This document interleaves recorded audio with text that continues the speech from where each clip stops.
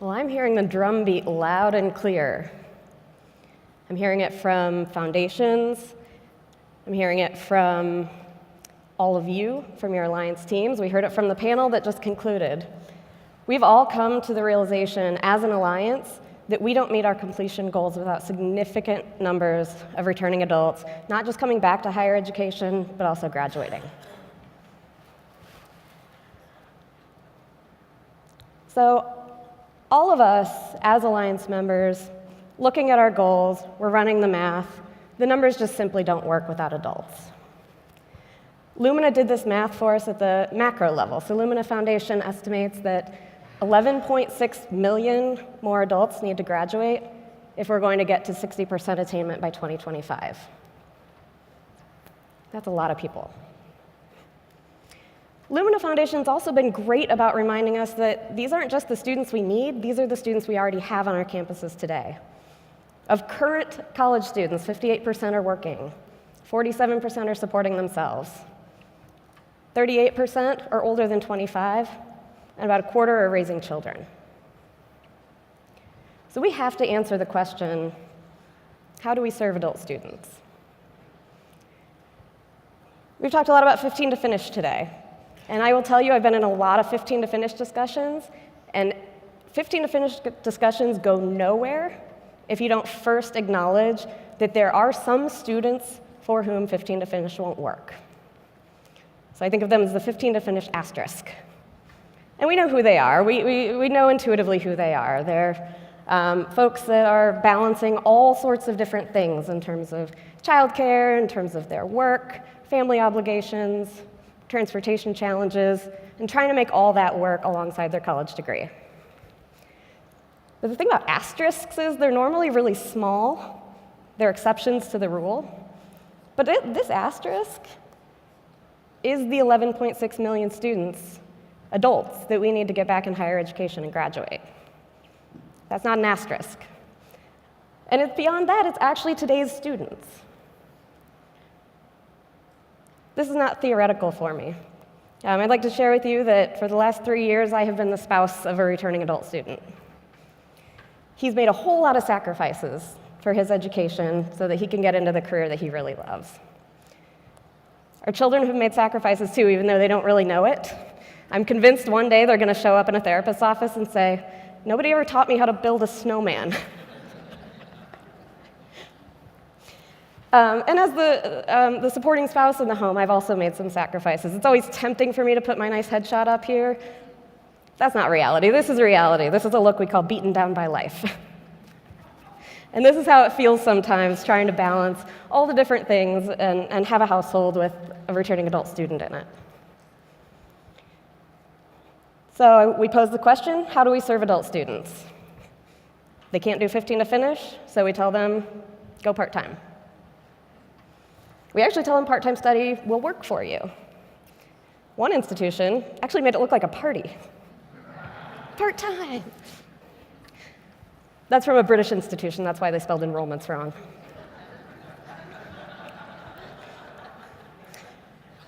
So let's look at the part-time model.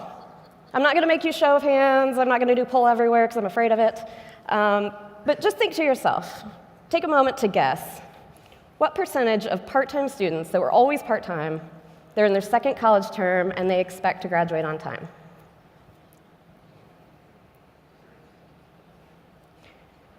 So the answer is 47%. 47% of students who have always gone part-time, they're in their second term, they think they're on an on-time graduation path. If it were 4.7%, I would say some students just don't pay attention. 47% is system failure. And if you look at another term, 38% still think they're graduating the following term with an associate degree. So there are unrealistic expectations about what part-time enrollment means in our institutions. Quiz question number 2, what is the cost difference between a 2-year associate degree and a 6-year associate degree?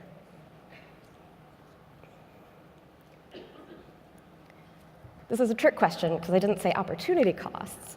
When you incorporate opportunity costs, the cost of an additional year of college is about $150,000 because you have to incorporate lost wages, foregone retirement.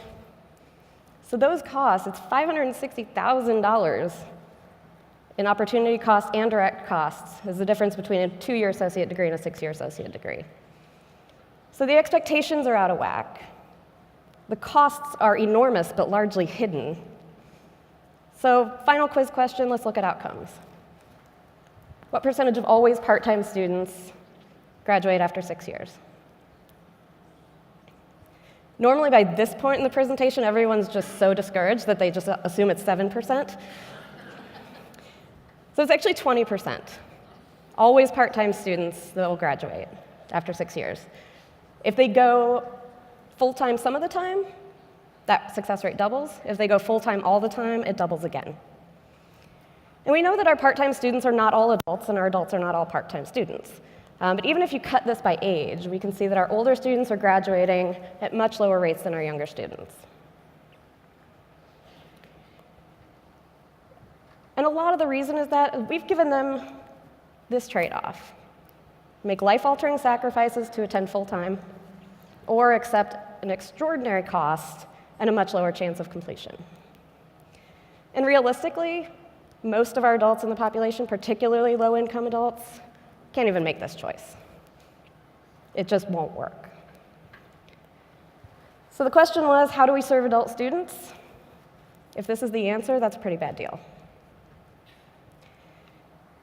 I like the show House of Cards, and my favorite quote that I heard in the show House of Cards is, "If you don't like how the table is set, turn over the table." This is how the table's set. So I'm encouraging you all today, as members of the Complete College America Alliance, to turn over this table and to find a way to offer a better deal for returning adults. So now the question we need to ask is, how can we serve adult students better?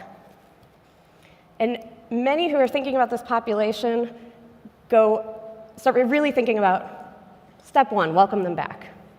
Teresa talked about Indiana's work on this, a hugely successful campaign that brought 13,000 former students back in 1 year. But as our Alliance members think about emulating that and replicating that, I'm encouraging you very strongly to think about that as the last step.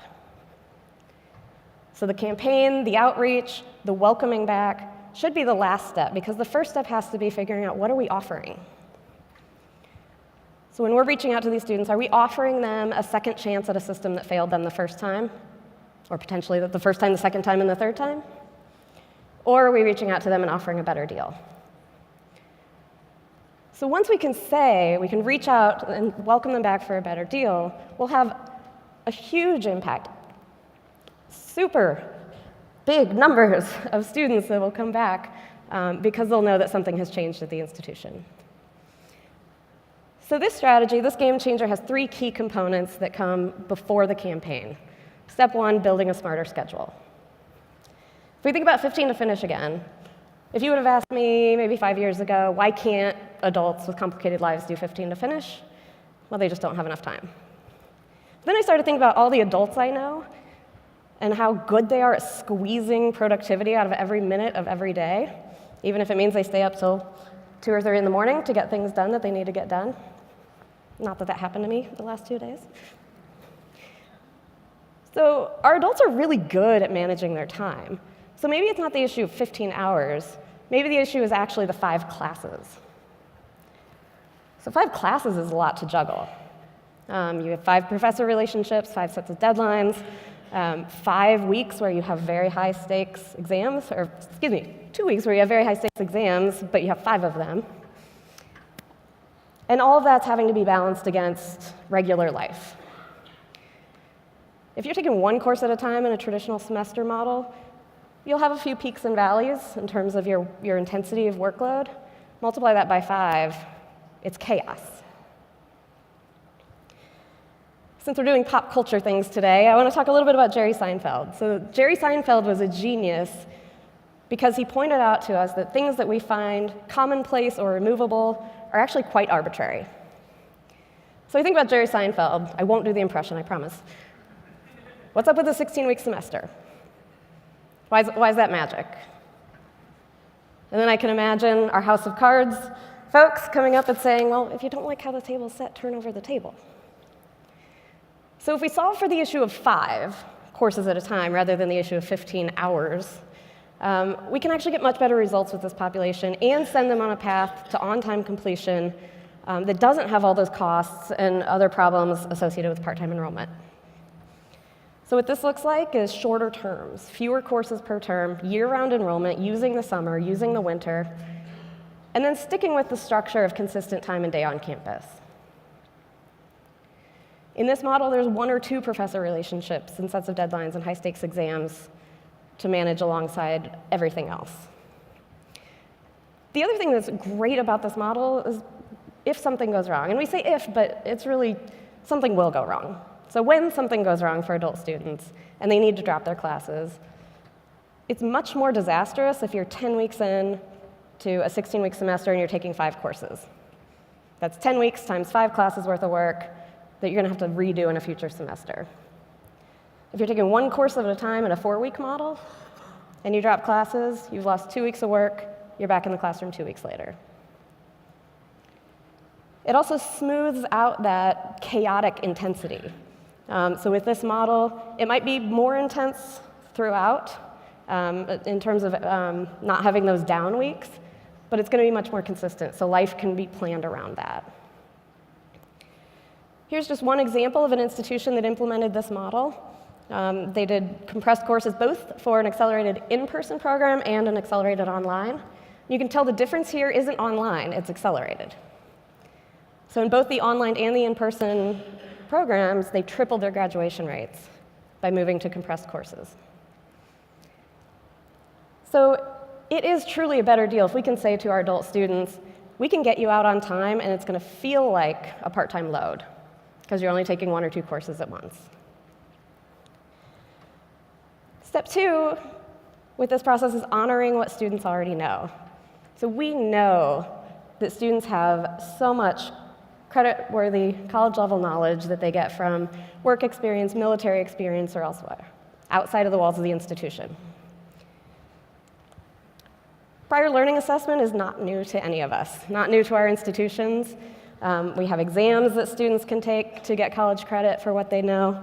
We have portfolios they can build to be evaluated for college credit, or they can take certifications they've gotten and convert those to college credit. And we know prior learning assessment is correlated with increased graduation rates. So the bar on the left, the red and the light blue, those are students who graduate having not received PLA. On the right, the same colors, those are the students that graduated after having received PLA. And you might say, well, this is correlation, it's not causation. More motivated students are going to find their way to PLA on their own. But our friends at CLEP actually did a study where they looked at students who scored just below the cut score and just above the cut score. So essentially, the students did the same on the exam. The purple bars, those are the students that got the PLA credit. That was the added causal influence on graduation rates for the students that did get the PLA. But like I said, this is around. This is not new. But the real challenge with prior learning assessment is we don't do a good job of walking students through that process. They can find it on their own, but very few of our institutions make that a part of the educational experience, a part of orientation, a part of the first semester, and stay with students, not just to say, here's a CLEP exam you can take, or here's a portfolio process, but to actually walk them through that. That is not something that we've done, largely as a field. So at CCA, we say if it works, bake it into the cake. So in this case, for prior learning assessment, what we really need is just that embedded process. Require it of all students. Design it to maximize the credits earned, and then make sure that when that student earns that credit, it's put on the transcript promptly. Our friends at University of Louisville have designed a program, CCA fellow Matt Bergman. Students pay for 3 credits. They walk through a process. They earn on average, as Matt will say, only 24 credits on average, but they can earn up to 48. So it's truly a better deal if we say to students, we know that you have college-level credit-worthy knowledge, and we're going to put it on your transcript. And then step 3 is providing a coach. We've heard quite a bit, actually, about advising and coaching, and this is just to reiterate the importance of that. So with the adult population in particular, the longer it takes, we've said, the more likely it is that life gets in the way, but it's going to get in the way. We need to expect it and plan around it. So having that dedicated coach to help students when life events occur, but also if there are institutional barriers or processes or policies that are in the way of completion, to have a coach that they can reach out to help them through whatever it is that arises. This is just one example of the increase in retention that coaching can get. The retention rates improved dramatically, but then in the second year, they refined the model based on student feedback, and then the numbers jumped again. I also like to highlight some data from Inside Track, which does coaching services, and in particular, the additional revenue that can be generated when coaches are implemented because students are retained and then they pay tuition in future semesters. So I know coaching can be an investment, but it is an investment that pays off. So once we can say that you can graduate on time and it's going to feel like a part-time load, we're going to honor what you know and put it on your transcript, and we're going to give you a coach to be with you no matter what arises, then we can truly say, this is a better deal for returning adults. And at that point, we should welcome them back.